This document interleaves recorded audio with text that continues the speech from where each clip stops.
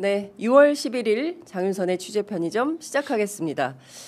내일부터 더불어민주당 새 원내대표를 뽑는 당원 투표가 시작이 됩니다. 그리고 13일에는 새로운 정부의 새 원내대표를 선출하게 되는데요. 이번 원내대표 선거에 출사표를 내신 분입니다. 김병기 의원 저희 스튜디오에 모셨습니다. 어서 오십시오. 반갑습니다. 네, 반갑습니다. 오래간만입니다. 예, 진짜 오랜만에 제가 네. 오마이 TV 시절에 네. 국정원 그만두시고 처음 정치로 나오셨을 때 테러 방지법 관련돼 가지고 그러니까요. 네. 예, 그때 처음 모시고 취재 편의점 저희가 만들고는 처음 뵙는 것 같습니다. 네, 예, 이렇게 하여튼 이번에 원내대표 출마 선언을 하셨는데요. 네. 일단 왜 김병기인가? 예, 설명을 좀 부탁드리겠습니다. 이번 1년이 개혁 동력이 가장 강한 해입니다. 특히 초반 6개월 내에 어떤 가시적인 성과를 내야 되는 절박함도 있습니다. 그런데 이 이재명 정부의 지금 성공을 위한 교두보 확보가 이제 6개월 내에 결정이 나는 거거든요. 네. 그런데 이재명 정부가 성공해서 역사에 남으려면은 다른 정부랑 좀 달리 일할 게 많습니다. 일단 민생을 회복해야 됩니다. 네. 그 가장 중요한 이 민생을 회복하고 국민을 통합시켜야 되는 이 문제가 있는데 이거의 전제 조건이 저는 내란 종식이라고 생각하거든요. 근데 이 내란의 규모 같은 게 전혀 안 밝혀지고 있습니다. 근데 사실 이 내란 업무 이런 거에 대한 이런 것들을 어떻게 처리해야 되는지 이런 거는 제가 상당히 오랫동안 해왔고 네. 잘하는 업무거든요. 그래서 이런 내란 종식을 통해 가지고 교두보를 확보해야 되겠다. 그리고 국가 재건의 틀은 지금 우리가 첫 걸음은 뒤졌지 않습니까? 네. 정권을 갖다 바꿨으니까. 그렇지만은 저희가 안정화시키기 위해서는 두 번 다시 이런 일이 일어나지 않도록 시스템을 공고히 해야 되겠다. 그런 거 하나랑 조금 하나만 더 말씀드리면 네. 민생 회복이나 국민 통합은 근본적으로 이게 대통령님과 그리고 정부의 몫입니다만 내란 종식은 그것만 국회가 주도를 해야 되는 업무거든요. 네. 그래서 그런 것 때문에 제가 좀 잘할 수 있지 않을까. 그래서 출마를 결심하게 됐습니다. 사실 12일 내일 국회 본회의를 열어서 원래 박찬대 대표 시절에 처리하려고 했던 개혁 입법들이 이제 새 원내대표로 넘어간 것 같습니다. 특히 이제 네. 방송법 그리고 이제 선거법 그다음에 형소법 개정안 이런 네. 등등에 대해서 그렇습니다. 예, 빠른 처리가 필요한데 이를테면 이번 주에 선출이 되면 당장 다음 주에 이번 주에 미뤄두었던 그런 개혁 과제들이 바로바로 처리가 되는 겁니까?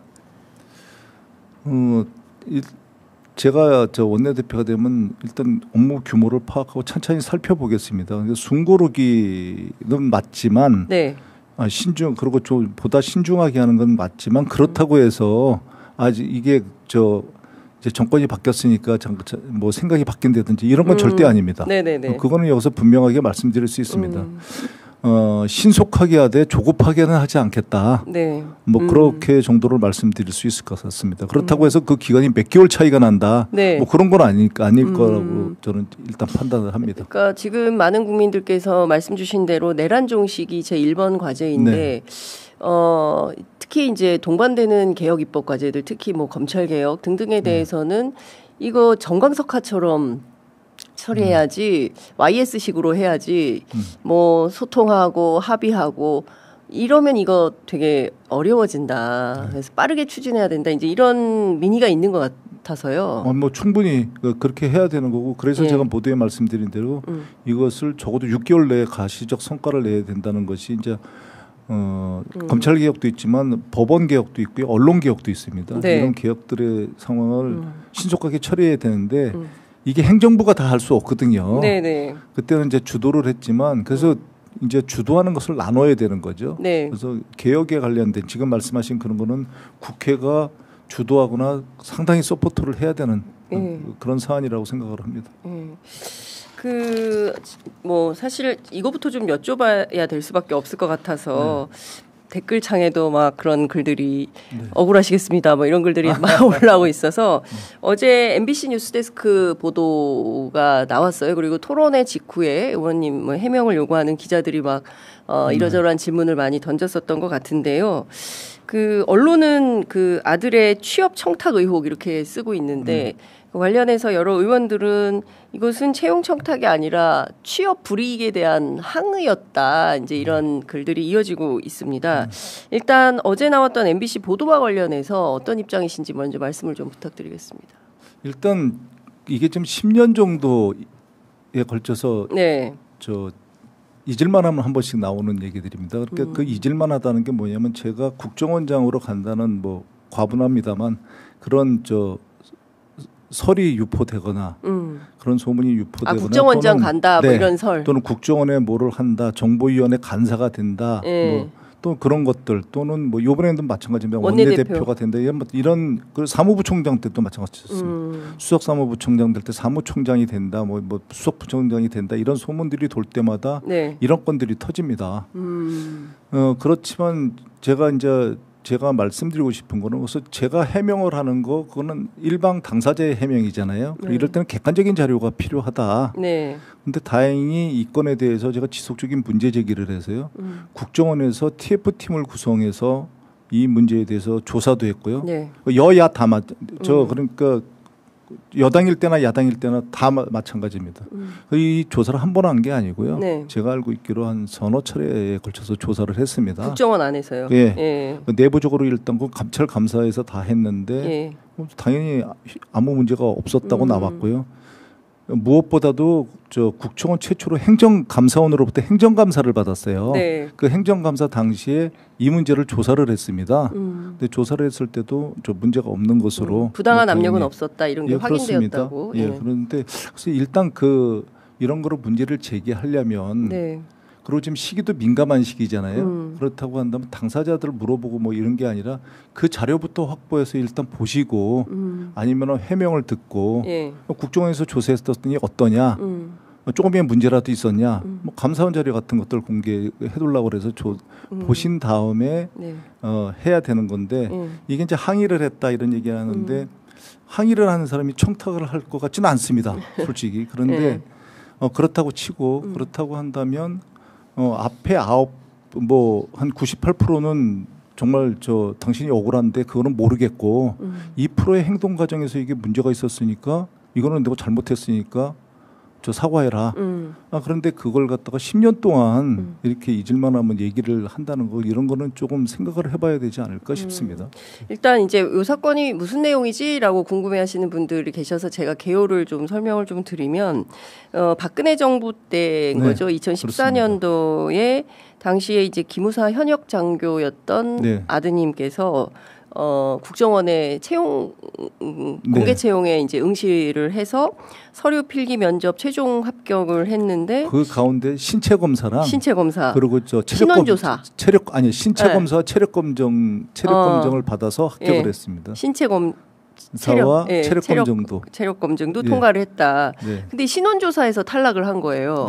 아버지가 국정원 인사처장 출신인데 그래서 이거 신연자제 아니냐라는 비판도 있었다라고 박선원 의원께서 전직 국정원 기조실장 출신이시죠. 이제 이런 얘기를 했는데 근데 그 이후에 어제 MBC 보도는 2016년 사모님께서 국정원 기조실장 이현승 실장에게 전화를 해서 근데 맥락은 좀 항의하는 거였어요. 어떤 청원하거나 부탁하는 것은 아니었고 이제 그 녹음 파일이 나온 것 자체가 이게 채용 청탁이다. 이제 언론에서는 이제 그렇게 쓰고 있는 건데 사실 그거가 그런 걸 말씀드리려면 그래서 이제 좀 이렇게 객관적으로 좀 물어봤으면 알아봤으면 하는 내용이요.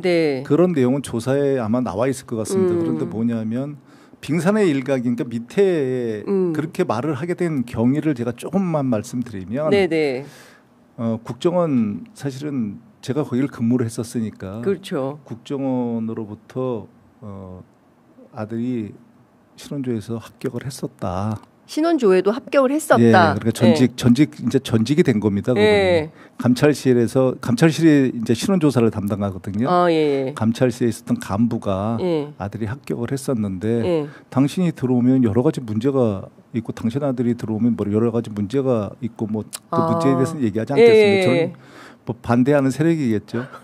누군지 압니다. 이렇게 하는 사람이 누군지 아세요? 예. 예, 그런데 그래서 그걸 갖다가 자기네들이 작당을 해가지고 번복을 했습니다. 번복을 했어요? 예, 번복을 해서 탈락을 시켰습니다. 그런데 물론 그때는 지휘부는 몰랐죠. 이거 상당히 의도가 있는 건데. 그렇습니다. 그게 범죄 행위죠. 그렇죠. 그런데 그런 게 있었다니까 이제 그걸 듣고 경로하지 않을 부모는 저는 없을 거라고 생각을 해요. 그런데 그거를 그 당시에 2016년 17년 당시에 지휘부는 인지를 했어요. 아니, 조사를 하니까요. 알아보고 내사를 했으니까. 그런데 이게 그럼 국정원 채용 비리 문제로 이제 이게 확대가 되는 겁니다.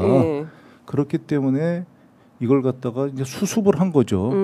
수습을 하려고 노력을 했는데 제가 그래서 주장을 하는 겁니다. 제가 문제가 있다고 생각한다면 객관적으로 하자. 뭐냐면 다행히 객관적인 자료가 남아 있습니다. 뭐냐면 신원조회가 2번이 있었습니다. 그러니까 한 번은 탈락을 했죠.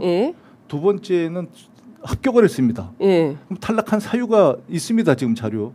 탈락한 사유가 있었고 합격할 때는 탈락한 사유가 해소가 됐으니까 합격이 됐겠죠. 둘 중에 어떤 게 잘못됐냐고. 이건 2년 만에 1, 2년 만에 해소될 수 없는 거거든요. 내용이 예를 들면은 뭐 그럼 그때 탈락 사유는 뭐였던 거예요? 이제 제가 알고 있기로는 뭐 장애가 있다 뭐 이런 거였는데요. 그게 이제 기가 막힌 게 뭐 이렇게 아들에 대한 또 명예도 있으니까 제가 자세히는 얘기 안 하겠습니다. 근데 기가 막힌 게 그렇다고 한다면 일단 장교가 안 되겠죠. 그렇죠.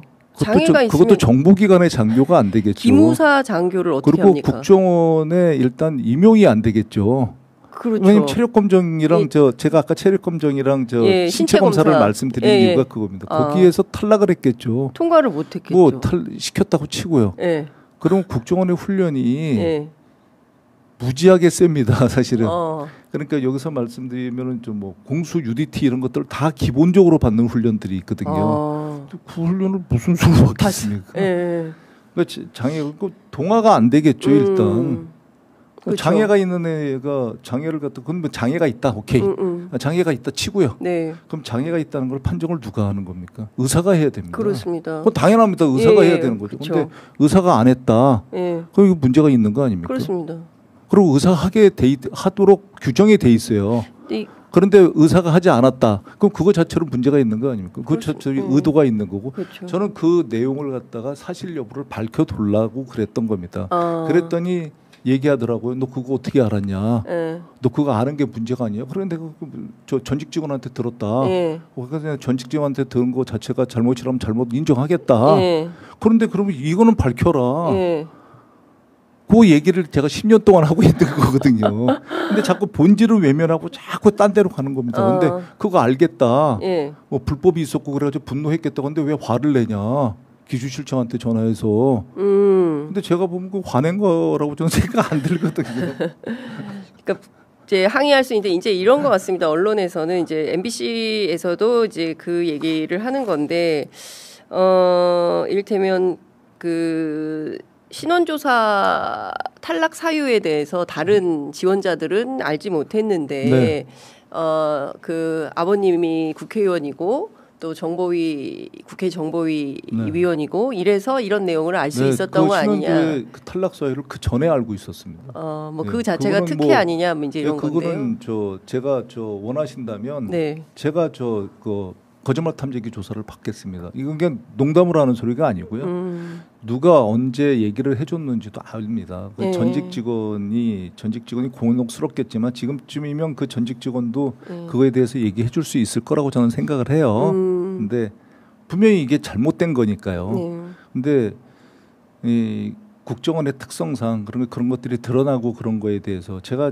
그때 실수를 한 건데 사실 이걸 갖다가 원칙에 따라서 처벌해 두려고 그러고 제가 수사를 의뢰를 했어야 됩니다. 제가 진짜 의원이었다면. 근데 제가 초선이었지만 의원으로서 반성하는 게 제 후배들입니다. 제가 다 아는 사람들이에요. 이름을 보니까 다 아는 사람들입니다. 국정원 어쨌건 후배들. 제 아들이 들어가면 입사를 하면 아들의 선배가 되는 애들입니다. 근데 그 사람들을 처벌하고서 아들이 근무를 갖다 제대로 할 수 있겠나 그런 걸 자의적으로 제가 판단을 해서 그러면 재발 방지를 약속하고 이런 문제에 대해서 철저하게 밝히는 선에서 이렇게 하다가 수사를 그러니까 의뢰를 못한 거죠. 그래서 지금은 늦었지만은 이번 건에 대해서는 더 이상 이게 10년 정도 벌어지면 이게 문제가 있는 거거든요. 한 4, 5년 동안 얘기가 없었던 얘기죠. 아니십니까? 네. 그렇기 때문에 이번에는 수사를 의뢰하겠습니다. 그래서 국정원에서 자존심 상할 거예요. 본인들이 요번에 스스로 이걸 공개하거나 밝히지 않으면 네. 경찰한테 수사를 받기 바랍니다. 그런 것 때문에 제가 지금까지는 안 했었거든요. 네. 경찰의 수사를 의뢰하겠습니다. 만약에 한치의 거짓이 있다면 나 국회의원직 사퇴하겠다 네. 이런 말씀 예, 하셨어요. 거기다 저 페이스북에다가 제가 공개적으로 올린 이유입니다. 그러니까 네. 이게 그러니까 아들이 그러니까 탈락한 사유가 탈락이 맞았다. 그런데도 예. 내가 이런 얘기를 갖다 저 사실 알고 있으니까요. 네. 탈락한 게 맞았다 그러면 이제 국회의원직 사퇴하겠습니다. 근데 탈락한 게 아니라 그때 임용되는 게 그때 그러니까 합격하는 게 맞았다고 한다면 네. 지금이라도 국정원에서 이거에 대해서 유감을 표하고 관련자들을 갖다 처벌해달라는 겁니다. 그 전까지는 처벌을 요청하지 않았어요. 네. 근데 그러니까 이런 일이 벌어졌는데 이번 이 원내대표 선거를 보고서도 보면요, 아직까지는 그렇지만 이게 예사 솜씨가 아니거든요. 지금 하고 있는 게 네. 예사 솜씨들이 아니거든. 아니 무슨 수로 녹취록을 갖다가 확보할 수 있겠습니까? 국정원 내에 있는 녹취록을. 자, 이게 검찰로 갔을 수는 있습니다. 왜냐하면 업무폰이었으니까. 이현수 기조실장이 검찰 조사를 받은 적이 있거든요. 오케이.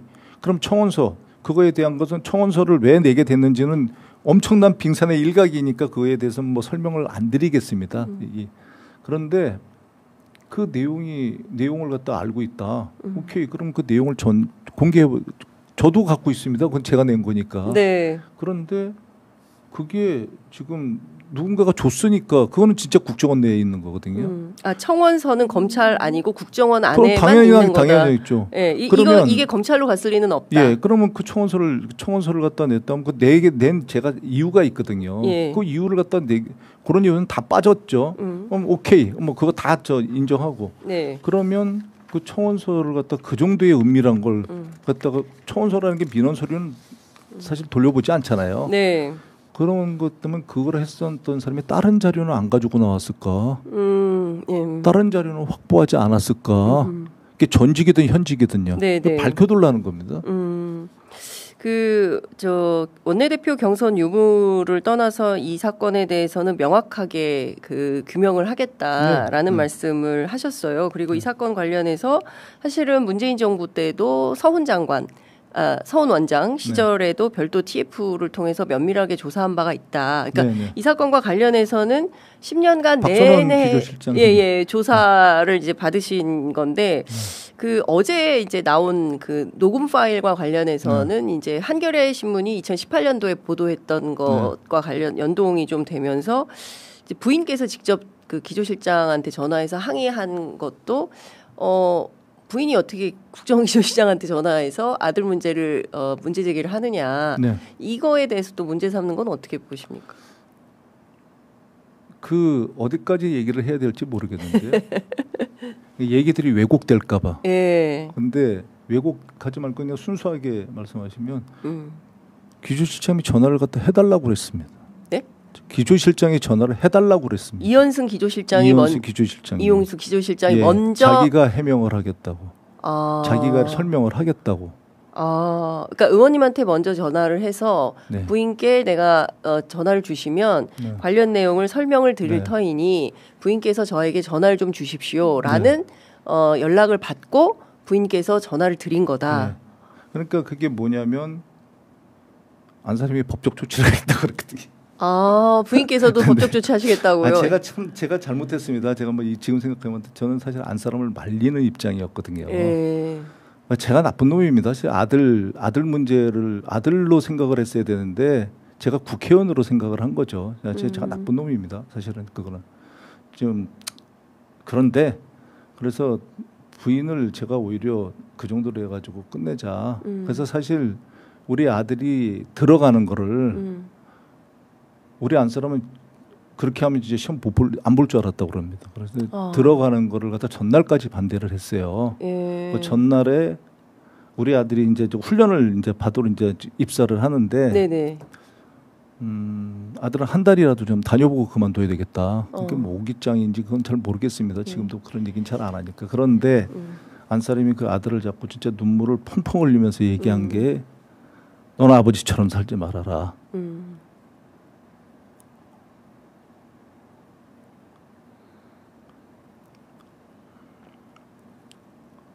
그 얘기를 하더라고요. 그래서 참, 그 청혼의 꿈을 안고 그래도 아들이 들어가는데 네. 그만해라. 내가 그렇게 얘기를 한 적이 있습니다. 그런데 저는 사실 그렇게 하면 이런 일들이 수습될 줄 알았는데 네. 그리고 그냥 우리가 봉합하면 이렇게 그냥 덮어놓으면 끝날 줄 알았는데 그런 일들이 이렇게까지 사실 지금 보면 저나 우리 안사람이 고통을 받는 게 아니고요.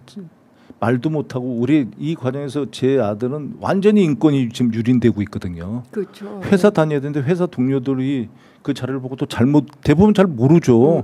모르면 걔가 그런 게 있었어 저런 게 있었어 뭐 이러면서 또 입방아에 오르내리는 거잖아요. 10년 동안. 네. 이번에는 우리 아들이 경로를 해가지고 저 어제 경로에서 자기 회사에 사표를 내고 네. 자기가 이거 다 고발하겠다고 그러더라고요. 직원들 상대로 제가 회사를 다닐 수는 없으니까 내게 사표를 내고 자기가 수사를 해요. 아버지가 안 하면 내가 하겠다 그렇게 아이고. 얘기를 하던데 그러니까 그런 문제에 대해서 특히 가정 문제에 대해서 전 뭐 할 수 있다고 생각을 해요. 그런데 제발 좀 그 경위 같은 걸 그러니까 언론이지 않습니까? 더군다나 네. 메이저 언론들인데 네. 그렇게 보도를 하려면 사실관계는 정확하게 좀 알아보고 하셔라. 그리고 그게 그렇게 이르게 된 경위들도 있잖아요. 네. 이게 어떻게 피해자가 분명히 피해자는 특정됐는데 가해자의 그 잘못은 온데간데였고 피해자에게만 계속 나오는 거거든요. 그 제가 정치인이 아니었으면 네. 우리 아들이 그렇게 고통을 받았을까? 물론 정치인의 숙명이긴 합니다만. 그래서 뭐 여기서 외람되는 대통령님이 조금 이해되더라고요. 얼마나 고통을 받으셨을까. 그러니까요. 뭐 그 교습소에서 아이들 가르쳤는데 그 학원의 문제 때문에 아들이 잘리고 아르바이트 하는데도 그랬다라는 얘기가 있는데 직업을 갖지 말아야 되느냐 하는 얘기를 하고 싶다니까요. 네. 근데 이런 것 같습니다. 그러니까 지금 그 계속 제기되는 이슈와 관련해서는 사실은 의원님께서도 국정원에 계실 때 불이익이 있어서 나올 수밖에 없었던 거였잖아요. 그 불이익을 준 애들이 지금까지 준 직원들이 그때 당시 그걸 주도한 애들입니다. 그 팀이. 그 팀이 그때 이제 저보다 하급 직원이었으니까 제가 이제 몇 년 동안 없으면서 이제 상급 직원들이 됐죠 다. 그 부서를 이제 부서장서부터 시작해서 뭐 이제 간부들이 돼 있는 상태인데 아들이 들어오면은 그건 언젠가 알게 되는 상황이잖아요.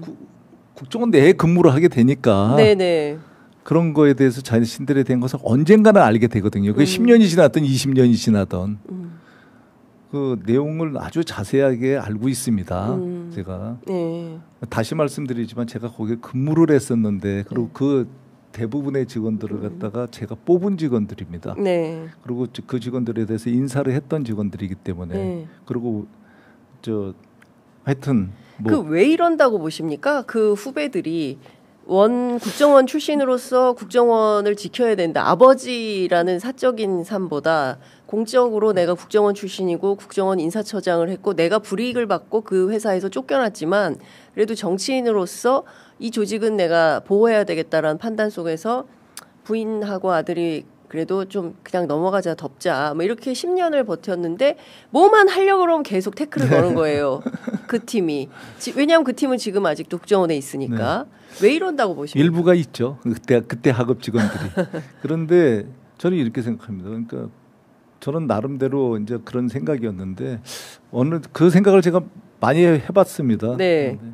이런 것 같습니다. 그러니까 남의 죽거나 남의 극악한 고통보다 혹시 내 손에 손톱에 가시가 들어오면 어떡하지? 이거 아픈데 이걸 못 견뎌야 하는 겁니다. 그러니까 저는 그렇게밖에 해석이 안 되더라고요. 이게 지금쯤이면은 사실은 그런 문제가 있었다 하더라도 다 그냥 이제 그냥 지나가는 네. 일들이거든요. 근데 그런 일들에 대해서 언론에 보도될 정도로 자극적인 그런 걸 갖다가 이렇게 만들 수 있는 능력을 가진 사람들 그렇게 많지 않거든요. 어제 보도에도 대마가 나왔어요. 이게 굉장히 그러니까 굉장히 자극적이잖아요. 예. 참고적으로 말씀드리면 그거 뭐 제가 그거는 말씀하셨으니까 여기서 말씀을 드리면 참고적으로 저희 아들은 담배도 안 핍니다. 대마라는 것을 대마초를 갖다가 피웠다는 게 아니고요.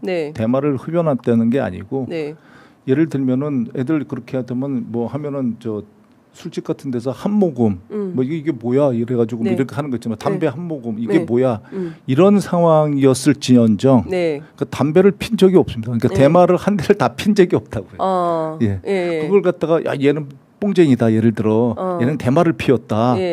예를 들어 제가 기자님께 여쭤보면 이렇게 다가 술을 갖다 했다가 이게 커피인 줄 알고 마셨는데 이게 술이 들어서 이게 뭐야? 예, 그럴 수 있죠. 야 이게 술이야? 네, 이거 술 마셨네. 알코올 중독자네. 이렇게 얘기하는 거랑 똑같은 거거든요. 그러니까 예를 들어 한 잔을 다 마셨다. 그건 엄청난 음해죠. 알고도 이거 맛있네. 그러고 다 마셨다고 문제 되는 거죠. 그럼 문제 되는데 예를 들어 그게 아니고 아니 이건 나 안 마실래. 그래 안 마셨다. 그러면은 그런 모르고 한 모금을 마셨다. 이렇게 될지언정. 그 한 모금은 했네. 한 모금 했는데 나쁜 놈이네. 이렇게 돼서는 안 되는 거지 않습니까? 그렇죠. 더군다나 그게 했는지 안 했는지도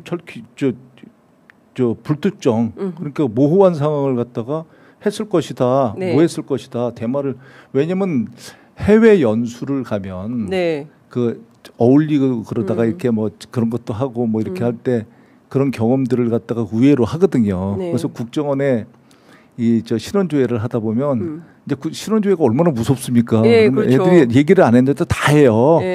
뭐 어디에도 갔었다. 뭐 안 해도 되는 얘기까지 다 한다는 거죠. 어디에도 갔었다. 막 이런 얘기들 있잖아요. 그런 것부터 시작해서 뭐 다 얘기합니다. 근데 그런 게 그렇게 일회성이면 다 넘어가는 것들이거든요. 그렇지 않습니까?